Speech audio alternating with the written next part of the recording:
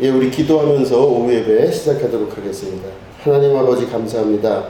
이 오후도 주님의 말씀이 우리 가운데 임하게 하시고 우리를 이끄시는 귀한 능력 되셔서 우리가 말씀이신 주님 만나는 축복과 은혜 있게 하여 주시옵소서. 감사드리며 예수님의 이름으로 기도드립니다. 아멘. 예, 말씀 같이 보시겠습니다. 요한복음 16장 1절부터 7절까지의 말씀입니다.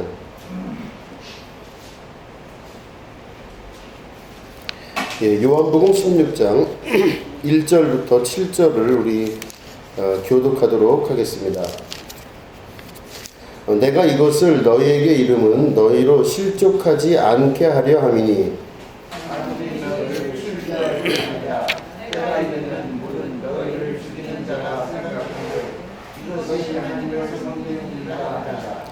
그들이 이런 일을 할 것은 아버지와 나를 알지 못함이라.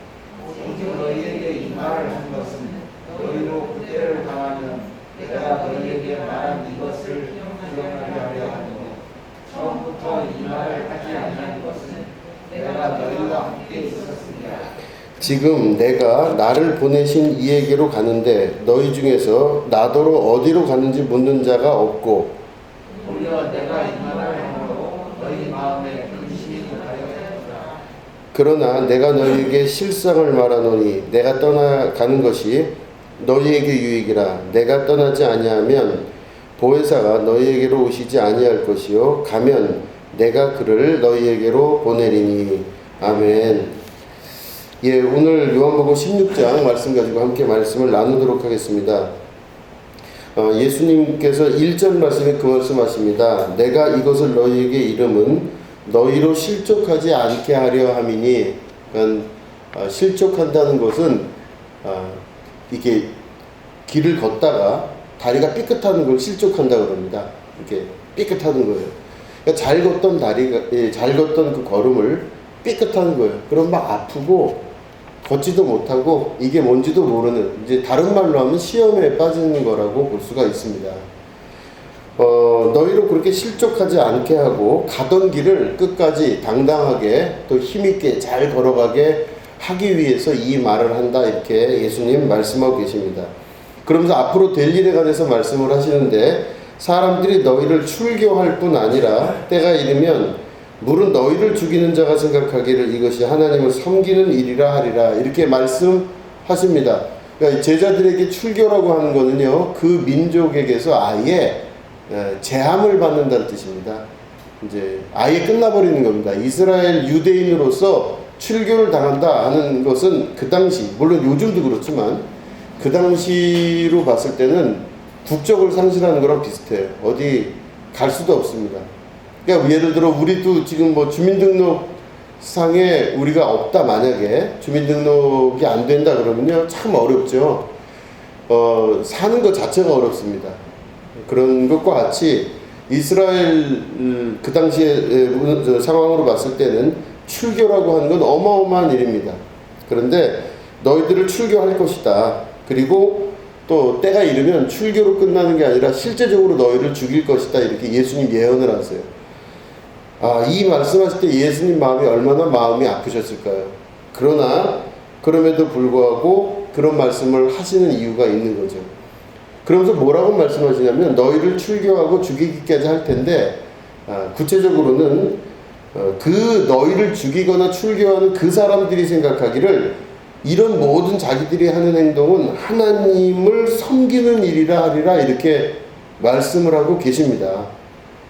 그러니까 뭐냐면 이제 제가 만약에 예수님 제자예요. 그런데 어떤 사람들이 정진우 목사를 출교를 시키고 또 궁극적으로 죽이기까지 할 일이 발생을 할 텐데, 그런 일이 벌어지면서 그 사람들이 뭐라고 얘기하냐면요, 뭐 제가 잘못했다 뭐 했다 이런 게 아니라 자기들이 하는 그 행동이 하나님을 섬기는 일이다, 이렇게 이야기를 할 것이라는 겁니다.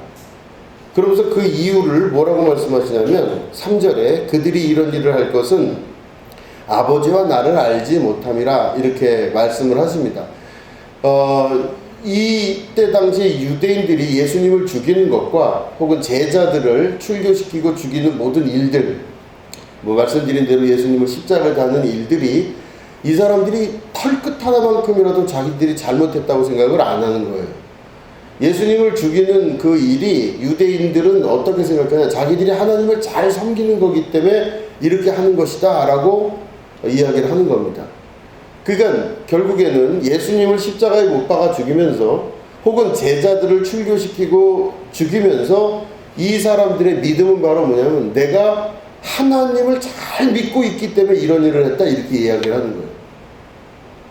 그런데 이게 여러분 예수님 때만 있는 게 아니라 그 이후에도 계속해서 십자군 전쟁을 통해서도 그렇게 됐어요. 십자군 전쟁을 통해서도 다른 사람들을 다 죽이면서 그 십자군에 소속된 사람들이 했던 얘기가 뭐냐면 우리가 하나님을 잘 섬기기 때문에 이 사람들을 죽였다 얘기를 해요. 전 세계에서 일어나는 거의 70% 이상 되는 세계적인 전쟁들은 다 종교 전쟁이거든요. 그래서 위도 10도라고 하는 책을 보시면요, 이 적도, 그러니까 이 영도죠, 이 지구의 적도를 중심으로 해서 위아래 10도, 위도 10도, 위도 10도 밑에에서 전 세계 전쟁의 90%가 일어납니다. 여러분 북극에서 전쟁이 일어났다는 얘기 못 들어보셨죠? 그렇죠? 남극에서 일어났다는 얘기 못 들어보셨죠? 대부분 세계 전쟁은 어디서 일어나냐면요, 적도를 중심으로 위도 10도 전후에서 일어납니다. 그래서 중동에서 일어나고 아프리카에서 일어나고 하는 그 전쟁들이 다 어디서 일어나냐면 적도를 중심으로 일어나요. 북극이나 남극에서는 전쟁이 일어나지도 않아요. 그런데 이때 일어나는 이 가운데서 일어나는 대부분의 전 세계 전쟁의 90% 이상 되는 전쟁인데 그 중에서 70% 이상이 그 종교 전쟁입니다. 종교 전쟁 중에서 대부분의 것들이 기독교가 일으키는 전쟁들이에요. 우리는 요즘 하도 헐리우드 영화나 미국 중심 영화를 봐가지고 이슬람이 전쟁을 일으킨다고 보고 있지만 실제로는 역사적으로 볼 때는 실제 전쟁은 기독교인들이 많이 일으켜요. 그래서 기독교인들이 일으킨 전쟁에 죽은 사람들의 숫자가 어마어마합니다. 근데 그들이 다 사람을 죽이고 전쟁을 일으키고 할 때 하는 이야기가 바로 뭐냐면은 우리가 하나님을 잘 섬기기 때문에 그렇게 한다고 그래요. 근데 예수님의 이 말씀이 그래서 예언적인 말씀이시죠. 예수님이 뭐라고 그러셨냐면 사람들이 너희들을 잡아다가 출교시키고 너희들을 죽이기까지 할 텐데 그들이 하는 말은 우리들은 하나님을 잘 섬기는 일이라서 이렇게 한다 이렇게 이야기할 거라고 그런 겁니다. 예수님 십자가 달려 죽으실 때도 그 밑에 있던 유대인들은 하나님을 잘 믿기 때문에 예수님 죽인 거예요. 잘 믿기 때문에. 그 우리가 잘 생각해 볼 수 있어야만 됩니다. 우리는 어떤 전쟁이 일어나거나 문제가 되거나 사람이 궁지에 몰리거나 하는 여러 가지 일들을 주변에 보고 나 역시도 그런 걸 경험할 때 볼 때 결국엔 그 모든 것들이 신앙의 문제로 나타나는 폭력과 잘못된 걸 수가 있다라고 하는 겁니다. 이게 보면 이 교회에서 일어나고 있는 일들과 모든 지금 뭐 우리나라 전체에서 일어나고 있는 개신교의 많은 일들을 보면 그런 폭력적인 상황들이 다 대부분 다 하나님의 이름으로 이루어지고 있다는 것입니다. 잘 생각해 보시면 여러분 하나님을 다 믿고 있는데 똑같은 하나님을 믿는 것 같지는 않아요. 그죠? 참 이상한 건 똑같은 하나님을 믿질 않습니다. 장로교회, 감리교회가 다른 게 아니라 예수님 이름으로 모여있는 그 교회들마저도 그 교회에서 신앙생활하는 사람들마저도 다 다른 하나님을 막 믿고 있어요. 어떤 사람이 믿는 하나님과 또 어떤 사람이 믿는 하나님이 달라요. 참 희한합니다. 하나님 말씀에 순종하고 살고 다 같이 자기가 잘 섬긴다고 생각을 하는데 내가 믿고 있는 하나님과 저 사람이 믿고 있는 하나님이 다르고 우리 교회가 믿고 있는 하나님과 저 교회가 믿고 있는 하나님이 다르다는 겁니다. 이걸 어떻게 극복할 수 있냐 이거죠. 그죠? 그러니까 예수님이 이미 말씀하신 대로 그런 일이 역사적으로 계속 일어났고 그 이후에도 십자군 전쟁뿐만 아닙니다. 위도 10도에서 일어나는 일, 2차 대전, 1차 대전의 많은 부분들이 실제로는 국가 간의 전쟁이지만 앞으로 내놓은 그 명목상의 전쟁은 다 예수님 이름으로 일어난 전쟁들이 많아요. 하물며 제가 여러 번 설교 때 말씀드렸지만 독일에서 나치, 히틀러가 독일 사람들을 딱 장악해 나갈 때 그 근본 바탕에 있는 거는 1차 대전의 전후 배상금 문제로 인해서 독일이 인플레이션이 너무 커지고 독일이 너무 어려워지니까 이 돈을 벌어도 버는 게 아니에요. 내가 한 달에 1,000만 원을 벌어도요, 우유값이 1,000만 원이에요. 그러니까 이게 인플레이션을 뭐 감당을 못할 정도로 독일이 전후 배상금 문제가 커지니까 사람들 불만이 커지죠. 이게 경제적인 게 기초였는데 그 사람들을 하나로 모을 수 있었던 건 바로 뭐냐? 신앙적인 문제였었어요. 돈보다 더 큰 거를 이슈로 내세운 거죠. 그게 바로 뭐냐면 예수님을 잡아 죽인 유대인들을 죽이는 게 우리의 목표다. 우리는 순수한 대로만족으로서 정말 순수 혈통, 좋은 혈통만 남겨놓고 정말로 이 세상에 없어져야 될 종족이 유대인인데 그들을 죽이는 게 마땅하다. 이건 하나님의 뜻이다. 이렇게 해서 그 당시에 신앙적인 그 기틀 하에서 2차 대전 안에 세계전쟁을 일으키기도 했지만 그 안에 있는 유태인들을 축출하는 문제는 종교적인 문제로 그렇게 거론이 된 겁니다. 엄청난 사람이 죽었죠. 그 시험을 당하고. 근데 그게 다 종교의 이름으로 혹은 예수님의 이름으로 하나님의 이름으로 일어난 사건들이에요. 그래서 저는 이 말씀을 다시 보면서 아, 예수님의 예언은 정말 기가 막힐 정도로 정확하셨구나 이런 생각을 하게 됩니다. 서로 다 다른 하나님을 믿고 있습니다. 우리가 믿는 하나님과 또 저 옆교회에 있는 믿는 하나님이 달라요. 이렇게 참 말하기가 참 가슴이 아픈 얘기지만 다릅니다. 그래서 내가 믿는 하나님과 다른 데서 믿는 그 하나님이 다르다면 우린 도대체 뭐라는 걸까? 그럼 내가 믿는 하나님이 왜 다를까?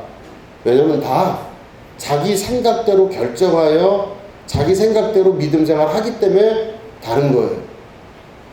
내가 맞다고 생각하니까 나는 하나님 말씀을 순종을 안 해본 거예요. 별로.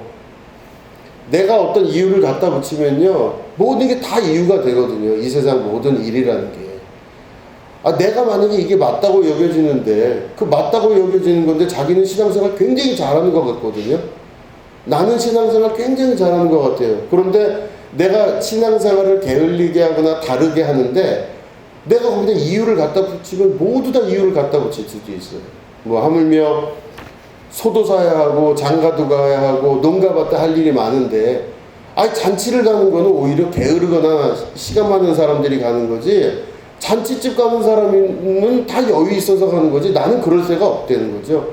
그럼 누구 말이 옳으냐? 잔치에 간 사람들이 오히려 잘못됐다고 생각할 수도 있어요. 자기는 일해야 되는데 그죠? 농가밭에 할 일이 많고 소도 사야 하고 장가도 가야 하고 이런 일이 많은데 그죠? 예수님 비유죠. 그런 거 보면 신앙생활이 똑같은 생활을 하는 것 같지만 전혀 다릅니다. 각자의 자기 소견에 옳은 대로 살았던 사람들의 삶이 바로 각자 다른 신앙을 갖고 있고 각자 다른 하나님을 믿고 있기 때문에 그런 거예요. 자, 그럼 각자 다른 하나님을 믿고 있는 우리들이 하나님 안에 어떻게 들어가서 같은 생각을 가지고 살 수 있을까? 방법은 순종밖에 없습니다. 근데 순종이 제사보다 나아서 하나님 말씀 듣고 그대로 사는 게 제일 좋은데 그게 잘 안 되거든요.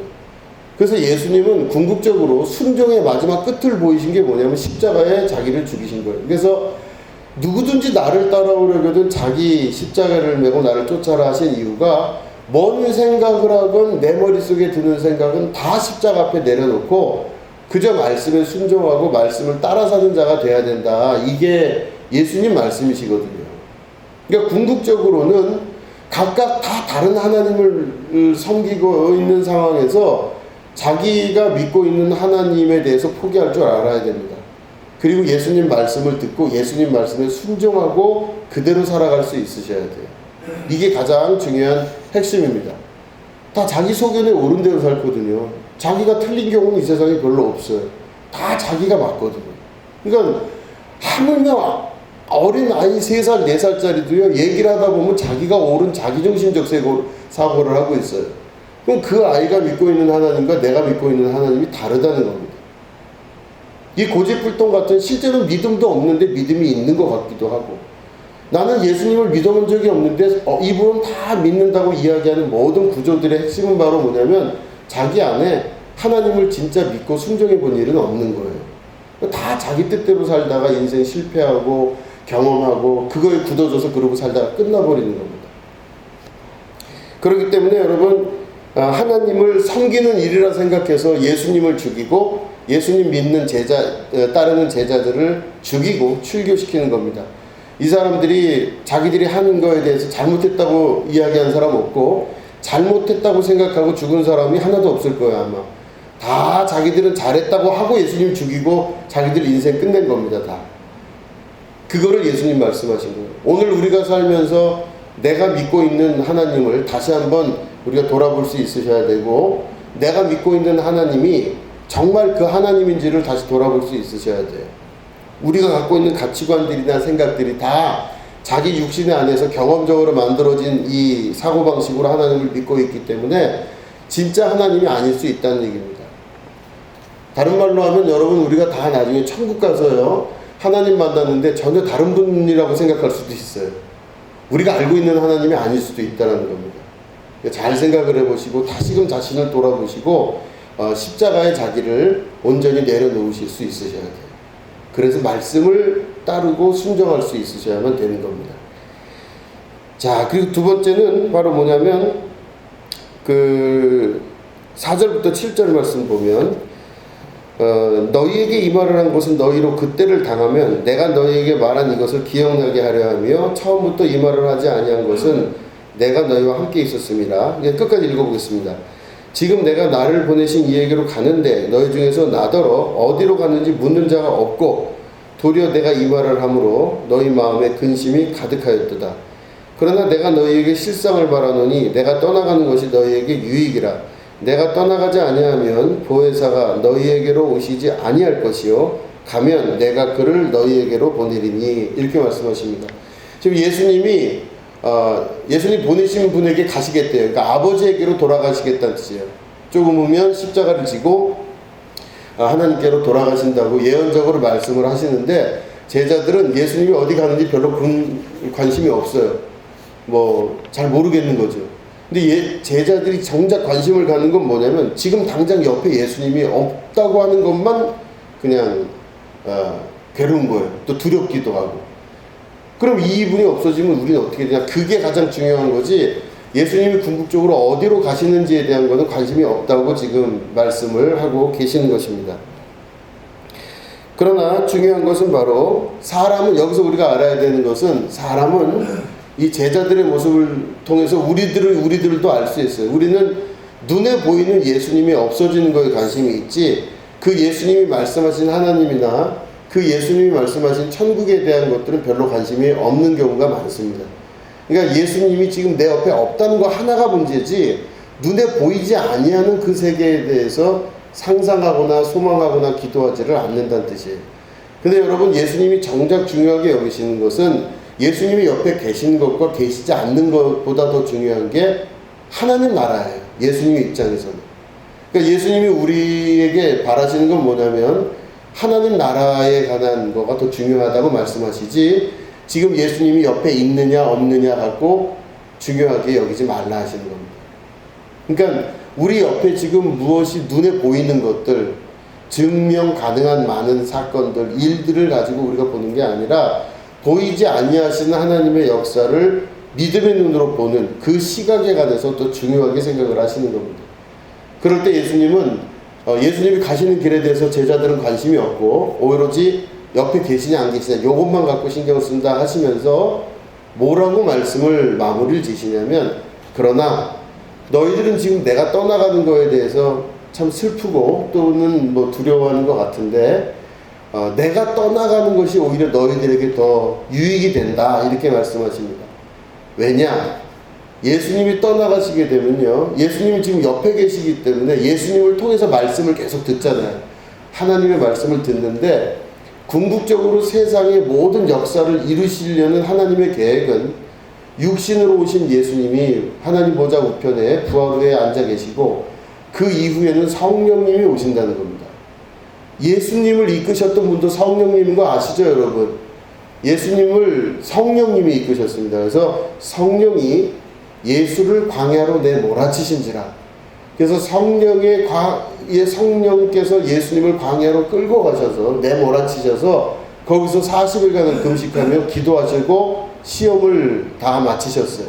이거 누가 하셨냐? 성령이 하신 겁니다. 그러니까 성령은 하나님의 영으로서 예수님 마음에서 그 삶을 살아갈 수 있도록 이끌어내신 동인이에요.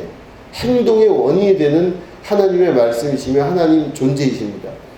근데 예수님이 가시면 제자들이 옆에서 예수님을 기댈 수도 없고 예수님을 이제 손으로 잡을 수도 없어요. 그런데 그것과 동시에 어떤 일이 일어나냐? 약속하신 성령께서 그들에게 임하셔서 그들의 마음 안에서 하나님의 음성을 들려주시고 하나님의 뜻을 이루실 수 있도록 하루하루 걸어갈 수 있도록 이끌어 가신다는 겁니다. 이게 바로 성령이 오시는 아주 중요한 핵심이에요. 그 성령은 값없이 우리에게 주신 하나님의 선물이십니다. 그래서 성령은 우리 안에서 생각나고 떠오르게 하셔서 나라고 하는 존재의 실존을 느낄 수 있게끔 우리를 계속 이끌어 가세요.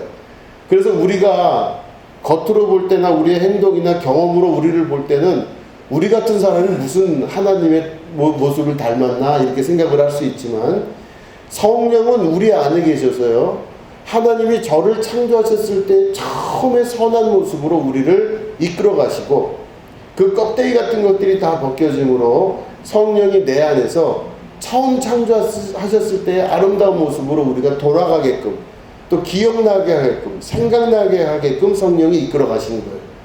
그러면 나라는 존재가 경험에 의해서 만들어진 이런 존재가 아니라 하나님의 말씀에 의해서 창조가 된 창조섭리의 원형으로 돌아가는 일을 성령이 하시는 겁니다. 그래서 우리 성령께서 우리들 한 사람 한 사람마다 예수님이 떠나가신 그 자리에 성령이 오셔서 우리들을 이끌어 가실 줄로 믿는 거죠. 그 성령이 우리를 이끌어 가시게 될 때 오로지 하나님의 뜻에 합당하게 우리가 맨 마지막에 인생을 마무리 지을 수 있게끔 우리를 이끌어 가신다고 하는 것입니다. 자, 보시면 예수님이 그 모든 것 가운데서 아주 중요하게 생각하시는 게 바로 뭐냐면은 서로 다른 하나님을 만나는 존재들, 그죠? 서로 자기가 맞다고 여기고 행동했던 많은 것들이 아니라 말씀하시는 것이고, 그 하나님이 아니다 이야기할 때 결국에는 자기를 부인하지 않고는 진짜 하나님을 만날 수가 없어요. 그죠? 자기를 부인하지 않고는 절대 그 하나님 못 만납니다. 자기를 부인하는 사람은요, 자기 안에 청정한 마음을 가지게 되고, 마음이 청결한 자는 복이 있나니 저가 하나님을 볼 것이요 라고 하는 말씀을 이루어 가시는 거예요. 그러니까 내가 내 자신을 부인하면서 내가 맞다고 여기는 걸 다 스스로 부인하기 시작할 때 맨 마지막의 정점은 하나님을 보게 되는 겁니다. 그 하나님을 보게 되는 사람은요, 성령이 내 안에 오셔서 하나님의 형상을 우리 안에 드러내시고 우리를 성령께서 이끄시는 바대로 그대로 끌고 가십니다. 그렇기 때문에 예수님이 옆에 계신 33년의 그 3년의 공생의 기간 동안 보다 더 중요한 건 예수님 이후에 오신 성령께서 우리를 이끄시는 역사라는 겁니다. 자, 오늘도 여러분들께서 성령께서 여러분들을 이끄실 줄로 믿습니다. 눈으로 보이는 환경과 여러 가지 것들을 보지 마시고 여러분들 안에서 역사하시는 성령을 바라보시고 또 여러분 안에서 말씀하시는 성령의 음성을 들으시게 되기를 주님의 이름으로 축원드립니다. 네, 기도하겠습니다. 하나님 아버지, 성령 하나님의 음성을 듣게 하여 주시고 특별히 우리가 스스로 잘 믿는다고 하는 교만함을 사라지게 하시며 하나님 앞에 거룩한 존재로서 자녀들로서 자기 자신을 버리고 십자가를 메고 쫓을 줄 아는 믿음의 백성 되게 하여 주시옵소서. 세계에 일어나는 많은 일들이 예수님의 이름으로 살인도 일어나고 전쟁도 일어나는 이런 어처구니 없는 상황들을 많이 경험합니다. 그러나 우리가 주님의 이름으로 진짜 영적인 군사는 마귀 사단의 악한 것들, 저주받은 것들에 대한 우리의 영적인 전쟁인 줄로 믿습니다. 하나님께서 우리 안에 역사하셔서 같은 하나님, 한 분 하나님을 바라보는 믿음의 백성들 삼아 주시옵소서. 감사드리며 예수님의 이름으로 기도드립니다. 아멘.